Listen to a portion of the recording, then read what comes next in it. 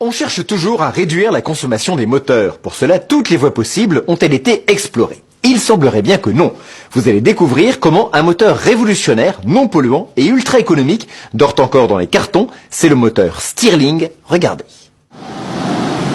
Février 1953. La mer submerge les digues hollandaises et inonde une partie du pays. L'électricité est coupée, les communications sont interrompues. Pourtant, très vite, quelques radios marchent à nouveau. Elles sont alimentées par de petits groupes électrogènes entraînés par un moteur révolutionnaire. Mais aussitôt l'opération terminée, ces moteurs regagnent le secret des laboratoires de Philips, le géant de l'électronique, qui les a mis au point.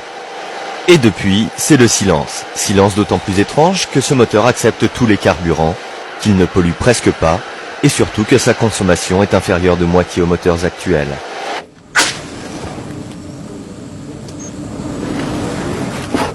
Alors, quel est ce moteur miracle?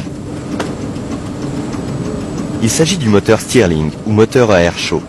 Le brevet en a été déposé par le révérend écossais Robert Stirling en 1816, soit 50 ans avant le moteur à 4 temps et 80 ans avant le moteur diesel, qui équipe tous deux nos voitures d'aujourd'hui. Comment fonctionne ce moteur? Le principe est simple, prenez une pompe à vélo et pompez. La compression suffit pour réchauffer l'air contenu dans la pompe. Maintenant, bouchez la pompe et chauffez son extrémité. L'air va s'échauffer et sa pression va augmenter, ce qui va repousser le piston en comprimant l'air contenu de l'autre côté. Quand on refroidit la pompe, le piston revient à sa position initiale. La chaleur est ainsi transformée en énergie mécanique. La puissance d'un tel dispositif est ridicule et son rendement médiocre. L'idée de génie de Robert Stirling a été d'adjoindre un deuxième piston pour que l'air chaud se déplace de gauche à droite du cylindre. Ainsi, la gauche du cylindre est constamment chauffée et la droite refroidie. Il reste encore beaucoup de pertes de chaleur, donc d'énergie. Pour récupérer cette chaleur perdue, Stirling a mis au point le régénérateur. Le régénérateur vient capter une partie des calories du gaz chaud quand il part vers la zone froide. Quand le gaz repart vers la zone chaude, il récupère ses calories. Ainsi, un moteur Stirling a un rendement voisin de 40% contre 20% pour les moteurs 4 temps ou diesel.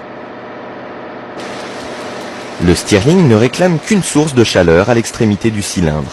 N'importe quel combustible convient, gaz, pétrole, fioul, essence. Des essais concluants ont même lieu avec un brasero. Comme ces combustibles brûlent à l'air libre, la combustion est presque totale. Pas besoin de pot d'échappement et un niveau de pollution très inférieur aux moteurs actuels. Pour faire tourner un Stirling, on peut utiliser n'importe quel carburant. Et l'un des meilleurs carburants, c'est tout simplement le soleil. L'étude de ce moteur a démarré en 1938. Objectif, fabriquer des groupes électrogènes pour les radios et les télévisions. Mais en 1950, l'invention du transistor permet de construire des radios fonctionnant sur piles. Plus besoin de groupes électrogènes. La société Philips se penche alors sur les autres applications du Stirling, comme le réfrigérateur ou la pompe à chaleur. Car le Stirling n'est pas seulement un moteur, c'est aussi une fantastique machine thermique. Reprenons notre pompe à vélo. Au lieu de pomper, aspirer. L'air se détend et se refroidit. C'est le principe de tout réfrigérateur. Il en va de même avec le Stirling. Il suffit de l'entraîner avec un moteur électrique pour que la tête descende à moins 200 degrés, la température à laquelle l'air devient liquide. Maintenant, inversons le sens de rotation du moteur électrique. Le cylindre se réchauffe. Éteignons la lumière. La tête monte à plus de 700 degrés. Quand on arrête le moteur électrique, le Stirling bien chaud redevient un moteur. La société Philips essaye aussi de vendre son savoir-faire à des constructeurs automobiles comme General Motors ou Ford. Un bus et un bateau sont équipés d'un moteur Stirling, puis au début des années 70, cette Ford Torino. Hélas, le mécanisme pour faire varier le régime du moteur n'est pas au point. En 1975, le départ du PDG de Ford sonne le glas du projet.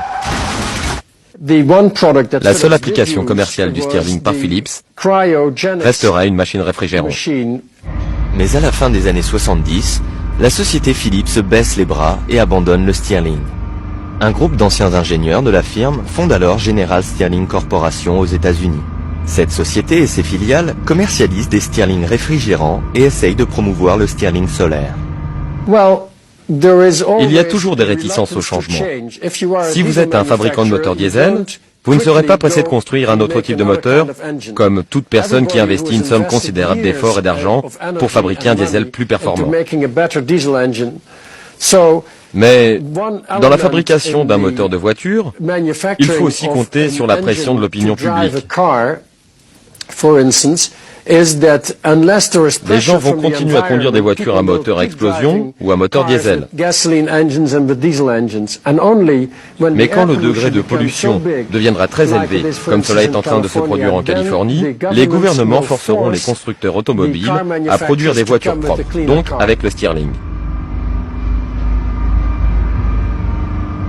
Aisin Seiki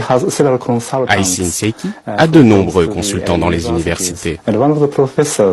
L'un d'entre eux nous a lancés sur la piste du Stirling parce que le moteur Stirling est le moteur idéal, avec le meilleur rendement. Depuis 1975, nous avons donc entamé une recherche sur le moteur Stirling. Aisin Seiki, une filiale de Toyota, est le plus grand sous-traitant automobile japonais. Après plus de 50 ans de développement, une société japonaise va-t-elle récolter le fruit d'une invention que l'industrie européenne et américaine n'a pas su mener à son terme?